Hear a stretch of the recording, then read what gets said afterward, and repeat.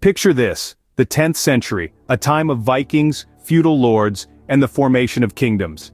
It's a world in flux, where power is the currency and alliances are as shifting as sand. In the heart of Europe, two regions stand out: England and Normandy. England, with its lush landscapes, is a patchwork of small kingdoms under the rule of Anglo-Saxon lords. Its culture is a rich tapestry woven from the threads of diverse tribes and clans. The nobility holds sway, their power rooted in land and lineage, but beneath the surface there's a simmering tension, a sense that change is on the horizon. Across the English Channel, Normandy is a different story. It's a land born out of the Viking invasions, a place where the Norse warrior spirit still beats strong in the hearts of its people. The Dukes of Normandy rule with a firm hand, their authority unquestioned. Yet they too look towards the future, their gaze fixed on the tantalizing prospect of new lands and greater power. The two regions, so different yet so intrinsically linked, are the stage on which our story unfolds. A tale of ambition, power, and destiny. A tale that will change the course of history. But let's not get ahead of ourselves. Before we delve into battles and conquests, let's take a moment to understand the world that shaped our protagonist. This is a time when might makes right, where the sword often speaks louder than words. It's a world where the nobility reigns supreme, their rule upheld by a system of fealty and servitude known as feudalism.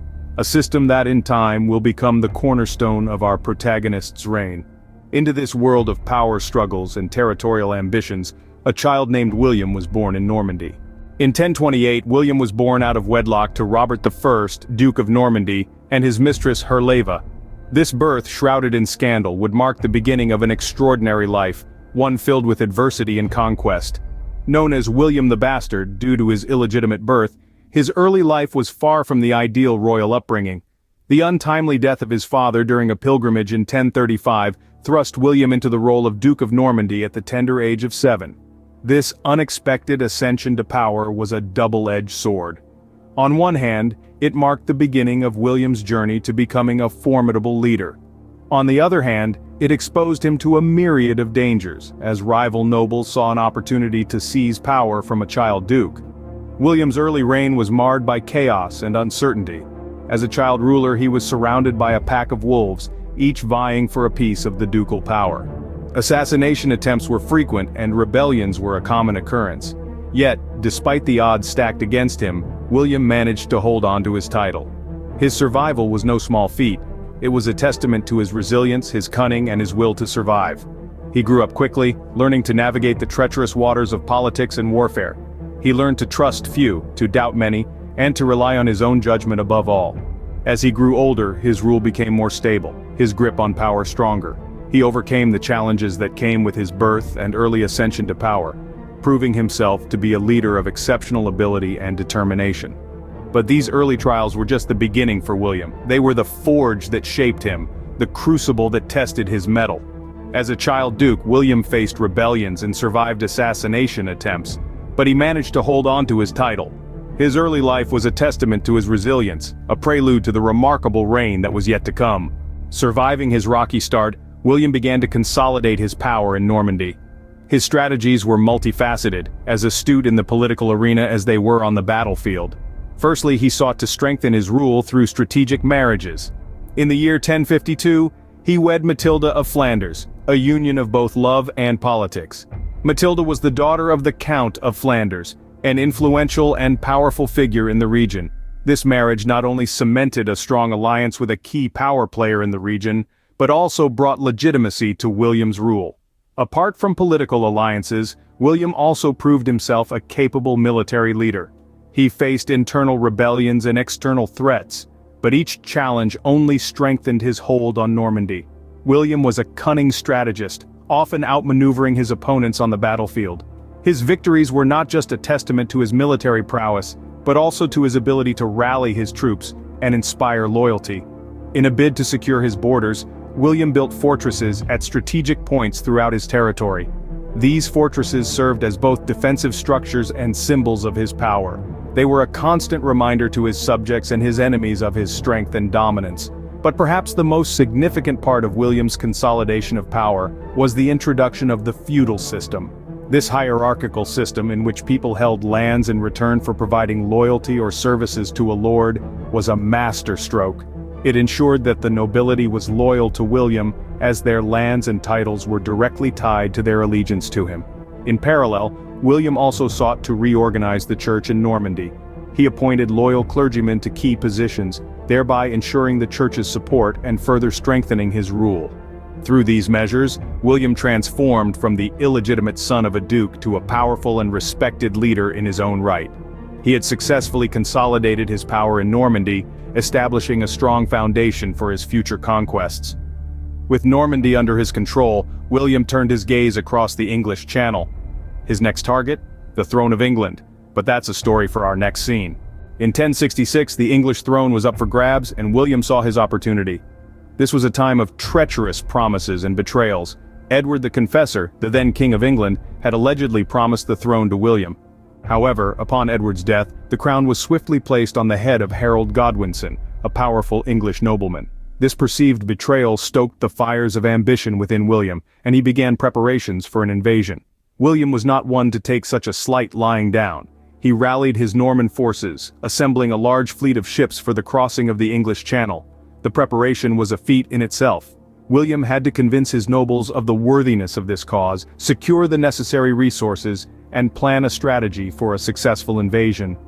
The crossing of the English Channel was a daring move. The waters were notoriously treacherous, and the journey was fraught with danger.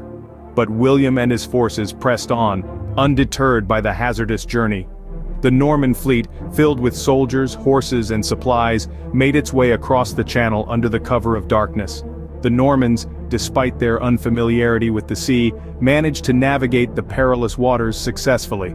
Upon reaching the English shores, they found a country unprepared for their arrival. England's forces were scattered, with Harold Godwinson's troops up in the north dealing with another invasion led by Harold's own brother and the King of Norway. This provided William with the perfect opportunity to establish a foothold in England.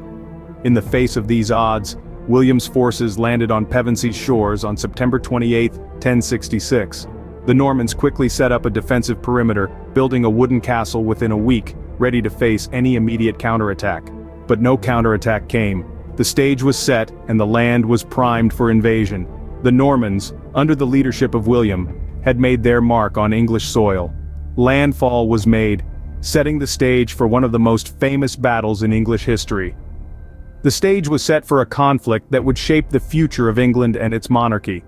The Battle of Hastings loomed on the horizon, and with it, the fate of England hung in the balance. October 14, 1066, the day that would decide the future of England.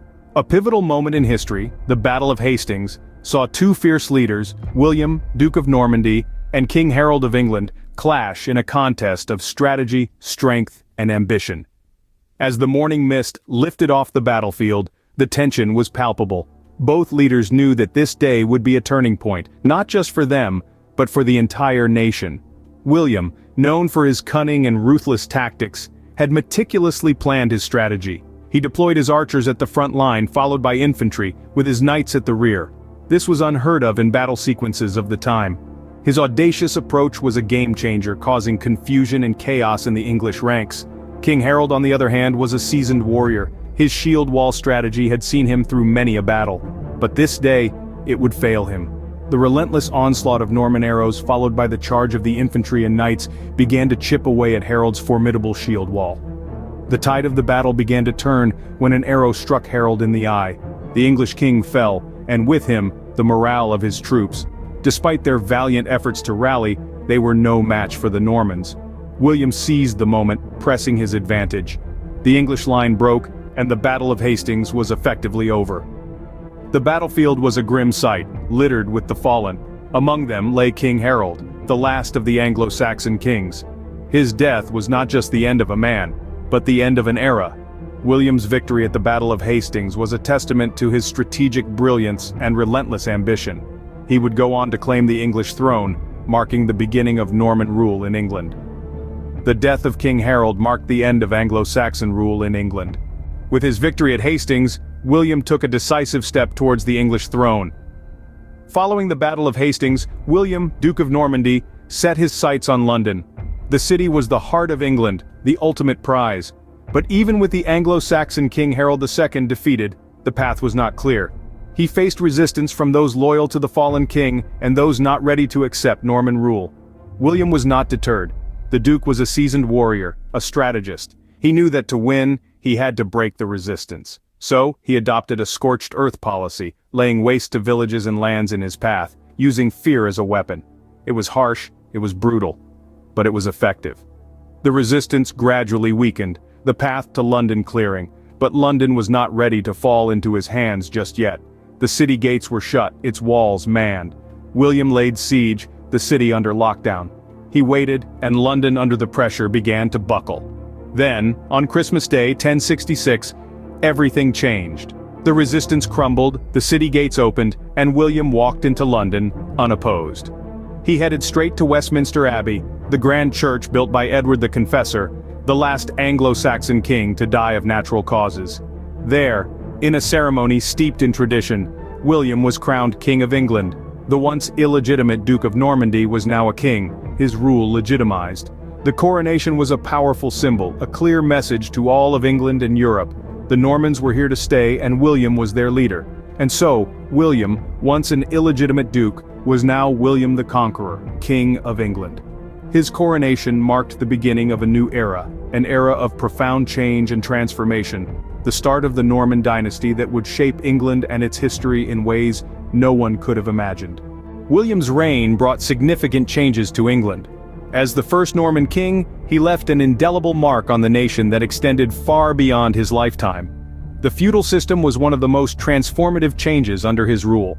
This hierarchical system meant people held lands in exchange for loyalty or services to a lord, creating a new societal order. William was also instrumental in reorganizing the church. He replaced English bishops and archbishops with Norman ones, ensuring that the church would be under his control. This move not only consolidated his power, but also introduced a new ecclesiastical structure that would shape England's religious landscape for centuries to come.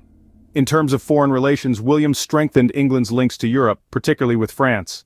This enhanced connection with the continent played a significant role in shaping the cultural, political, and economic development of England. But as all reigns must, William's came to an end.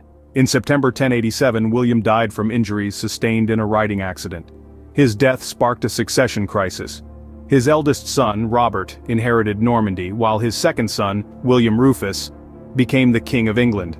This division of power led to years of conflict between the brothers, further shaping the course of English history. It's worth noting that William wasn't known as the Conqueror during his lifetime. This nickname first appeared in the records in the 1120s, about 3 decades after his death. It wasn't until the 13th century that the name became commonplace, reflecting the enduring impact of his conquest and rule. William the Conqueror, a man born in controversy, left a legacy that forever changed the course of English history. His reign reshaped the societal, religious, and political fabric of England, setting the stage for the nation's evolution into the power it would become. Even in death, his influence persisted, his legacy a testament to the transformative power of a single reign. William the Conqueror's life was a journey from an illegitimate child to a king who reshaped a nation. Born as William, Duke of Normandy, he overcame early challenges and consolidated his power before setting his sights on England. The Battle of Hastings in October of 1066 marked a turning point, where William defeated the Anglo-Saxon King Harold II, forever altering the course of English history. His march on London and subsequent coronation signaled the start of a transformative reign. He replaced the English ruling class with Norman counterparts and built defensive fortresses at strategic points throughout the kingdom. The feudal system was introduced under his rule, the church was reorganized, and England's links to Europe were strengthened. Yet it would take until the 13th century for the name William the Conqueror to become commonplace. The impact of William the Conqueror's reign echoes through the centuries, reminding us of a time when power, ambition, and fate changed the map of England forever. If you enjoyed the video, hit the like and subscribe button. Thanks for watching.